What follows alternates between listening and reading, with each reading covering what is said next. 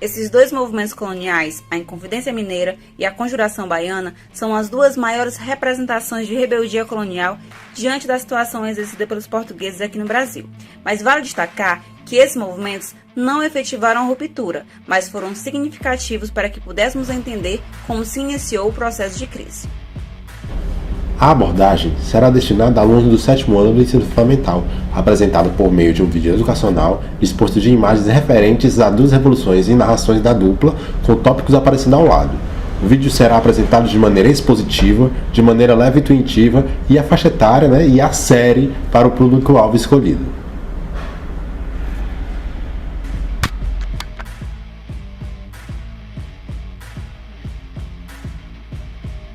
Em 1789, o Brasil era apenas uma colônia de Portugal, que cobrava um imposto conhecido como quinto, ou quinto dos infernos, expressão muito utilizada na época.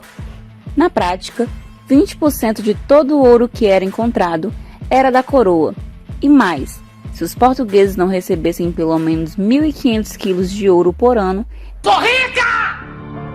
Eu sou rica! Eles poderiam confiscar os bens da população num processo conhecido por derrama. O resultado foi o endividamento de grande parte da elite de Minas Gerais. Fazendeiros, mineradores, padres, intelectuais e militares começaram então a conspirar contra o reino português num movimento denominado Inconfidência Mineira. Inconfidência para os portugueses, que se sentiam traídos. Que tristeza. Para os brasileiros, a expressão mais adequada era Conjuração Mineira. Inspirado pela independência dos Estados Unidos e pelo iluminismo francês, eles pretendiam criar uma república independente separatista, mas divergiam em relação ao fim da escravidão. O símbolo do movimento era um triângulo com a expressão liberdade ainda que tardia. Os conspiradores se reuniram e decidiram que o dia da revolta seria no mesmo dia da derrama, para obter a simpatia da população. Mas esqueceram de combinar com Joaquim Silvério Reis e dois traidores que denunciaram o plano, numa espécie de delação premiada pelo perdão de suas dívidas.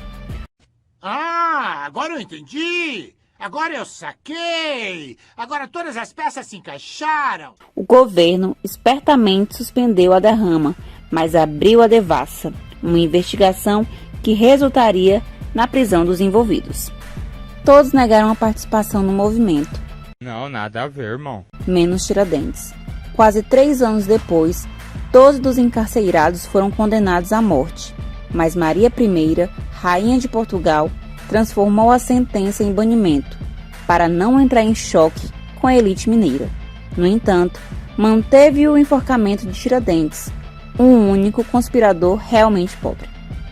O episódio bárbaro, em vez de intimidar a população, acabou se tornando um símbolo de resistência e luta por uma nação brasileira independente, fazendo Tiradentes um mártir.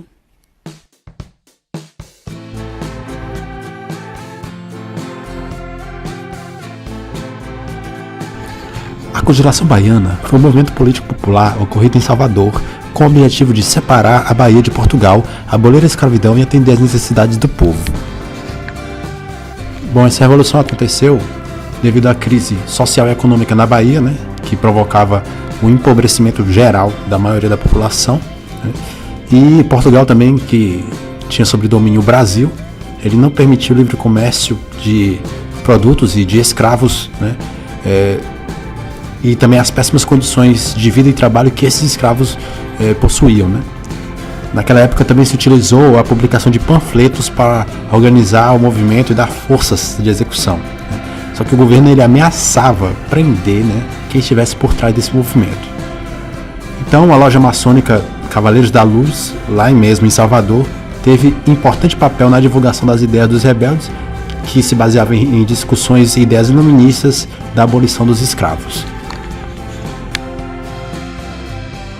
Os principais nomes dessa revolução, os principais envolvidos, é a elite local, os soldados e os pobres, como alguns nomes, por exemplo, como Luiz Gonzaga das Virgens, Lucas Dantas, Manuel Faustino dos Santos Lima e João de Deus do Nascimento. Bom, e o fim dessa revolução aconteceu em 12 de agosto de 1798.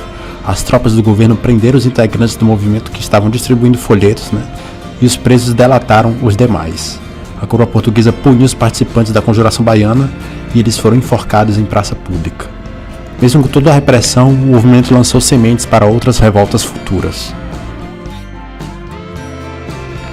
Bom, essas duas revoluções, elas não aconteceram de fato, mas os seus princípios mobilizaram o apoio da população mais pobre e alguns membros da elite, né? O fim de toda uma era colonial não aconteceu do dia para a noite, foi um processo, né? Uma sucessão de eventos a nível nacional e mundial.